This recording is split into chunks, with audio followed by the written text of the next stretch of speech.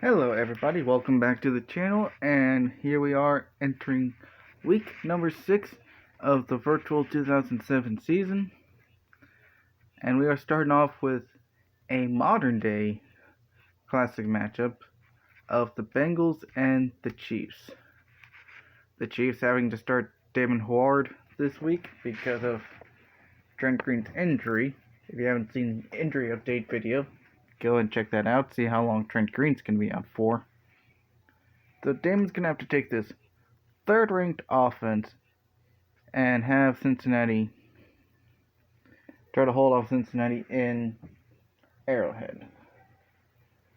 But I do think Cincinnati will prevail, because I think without Trent Green, that offense just really can't do anything.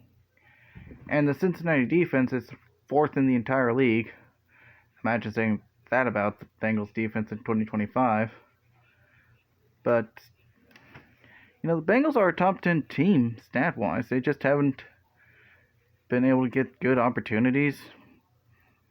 I mean, going against the Chiefs team that's going with their backup should be an easier win than normal. And then you have the Texans and Jaguars. Both coming off of wins, but both also not the best of teams in the league. And honestly, I can see Jacksonville winning this one and kind of messing up their potential tank for the season because of them at least having some competent players. Oh, granted, Texans are still a young franchise, so you never know. Texans are on a 2-game win streak, so who knows? Dolphins and Browns. I'm going to go Cleveland here because Miami has just been on a big downward spiral ever since they lost Ronnie Brown. And they're starting to question, should they sign a running back out of free agency? If they lose to the Browns, I think it's high time to go into the free agent market and try to pick up a few guys to help you out for the year. Vikings and Bears. Winner of this will control the NFC North through 6 weeks. And I gotta say, it's gonna be the Bears because, that defense came up clutch last week against Green Bay. Getting those 3 interceptions against a legend in Brett Favre. If they can get 3 picks off of Brett Favre, they could easily rattle Tim Rattay to get maybe 4, maybe 5. Probably sack him good, maybe 6 or 7 times, Who knows? But I think Chicago's going to win and control the NFC North. Game of the week between the Eagles and the Jets. Who would have had the Jets at 4-1? But I think that Eagles defense is just way too good because they're 2nd overall in the league, 4th in the rush, and 2nd in pass. And the Jets offense may just barely be outside the top 10, but you're coming up against a very, very good defense with Brian Dawkins back there being the key to that secondary. Javon Curse, the freak on the defensive line. So yeah, Eagles are probably going to win that one, and probably a more lopsided score that would not be a game of the week kind of score. Rams and Ravens. I mean, I'm going to have to go with the Rams, even though the Ravens are getting Samurai rollback to be with Chris McAllister. They still got Ed Reed, Terrell Suggs, Ray Lewis, Haloti Ngata. They got a stacked defense. It's just, the defense hasn't shown up at all. 23rd in the league. I mean, the offense is performing a lot better than the defense. Who would actually have said that about a 2000 Ravens team?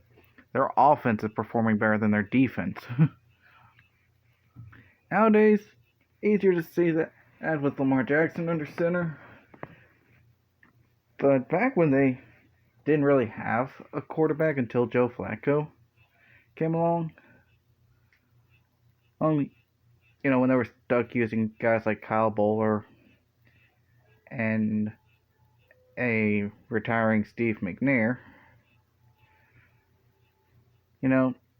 that team was being carried by the defense.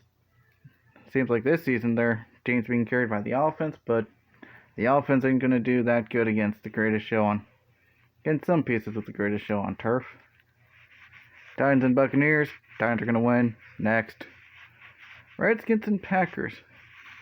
Now, the Packers definitely need to try to win this game.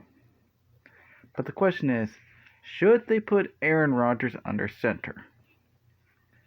That is the biggest question here because Brett Favre cost you the game last week with a pick six and 3 picks in general. But do you give up on your franchise quarterback or do you stick with him until he costs you another game? The Redskins are hoping they can keep Favre in and get those picks. And -3 turnover differential, those 3 picks were the difference in the Packers winning and losing. Because if the Packers had won, they'd be on top of the NFC North right now. But I think Packers might edge this out. Their defense is definitely going to probably step up and carry them. Panthers and Cardinals. I gotta go Panthers. The Cardinals' offense hasn't been that bad. In the teens. The very low teens, almost 20th. But that defense, losing Adrian Wilson in the preseason hurt them. So I think that one injury is going to be the cause for the Panthers to go into Arizona and just basically have D'Angelo Williams and Brad Hoover run all over them.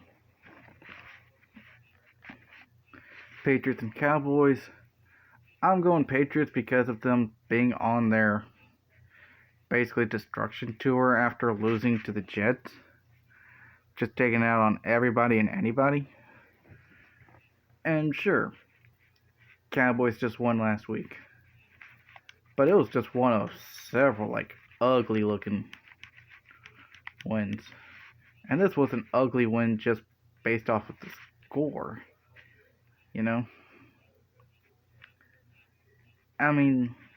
Their offense only got 280 yards compared to the Patriots against the Browns. And I know the Patriots defense get the Browns to 151 total yards. So who's to say that the Patriots just can't hold Tony Romo, Julius Jones, Terrell Owens, hold them to around 150 yards? This is the 7th best defense in the league. Even with Vince Wilfork being in Tennessee, you still got Mike Vrabel back there, I believe. You still got Teddy Bruschi, I think, if he's not on ESPN at this time already. But, you got a lot of great guys, plus Tom Brady's still under center. I don't think Tom Brady's going to accept losing to Tony Romo. Raiders-Chargers in an AFC West Tank Bowl. Raiders just coming off a bye week. The Chargers just coming off a loss. I think the Chargers are going to win mainly because of their defense holding the Raiders. They say defense wins championships, and may not win the Chargers a championship here, but it's going to at least give them a win against the Raiders, who somehow beat the Dolphins 2 weeks ago. Saints and Seahawks. I'm going to go Seahawks taking care of a battered Saints team, because Saints, they haven't had the best last two games. Getting humiliated on Monday Night Football against the Titans. Then you had your bye week. Then you lose to a close game to a division rival to put you back even further in the conversations for the playoffs.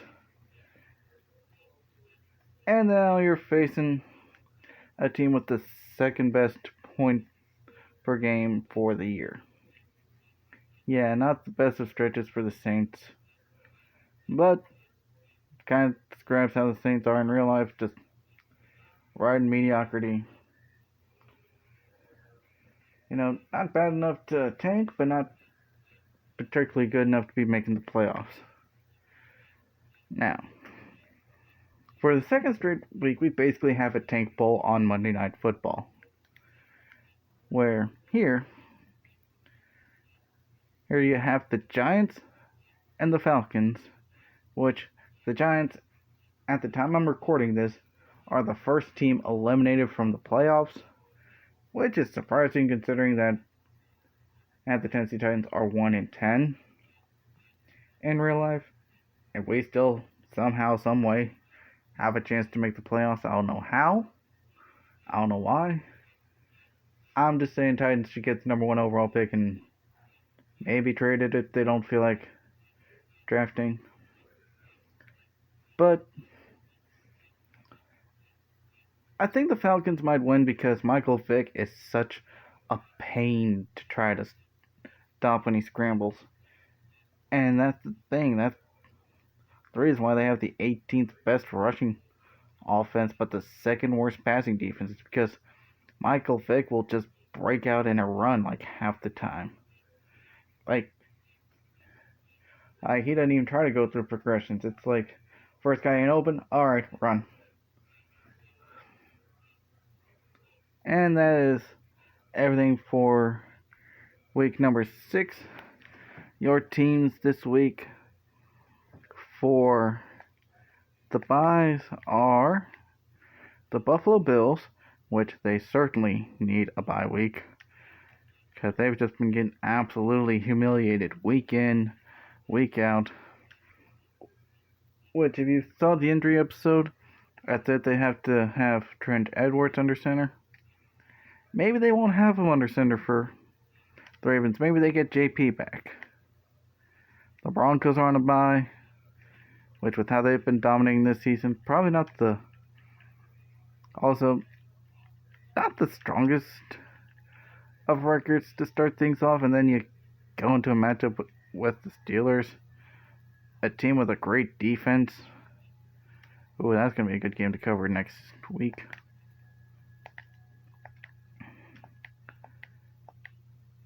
You have the Colts, who definitely need a bye week, because after the close loss to Tampa Bay, and having that close loss to the Saints earlier this year, you definitely kind of need that to you kind of need this bye week to regroup. And remember, you're the Colts. You have Peyton Manning under center, just in time to embarrass the Jaguars on Monday Night Football, most likely.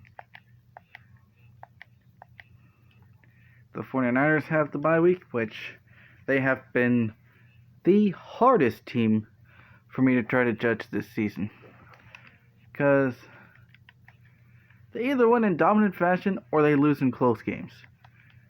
Like, look at the game against the Cardinals, the Rams, Steelers, Seahawks, Ravens. Like,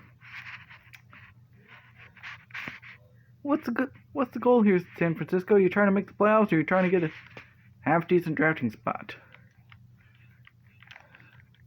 I mean, judged by the pattern here, they're going to somehow lose to the Giants next week, but, are they trying to go 8-8? I mean, might as well try to see if that'll make the playoffs. And you have the Lions, which, after traveling to our nation's capital and getting absolutely embarrassed, good thing to take a little rest before you go and face Tampa Bay. And I think that's all the teams with the byes this week. Oh, and the Steelers. Steelers with the bye week, which after getting manhandled by Seattle, nice little rest before that game against the Broncos, which that's definitely going to be fun to cover next week. So, that is our Week 6 preview, and I will see you all next time.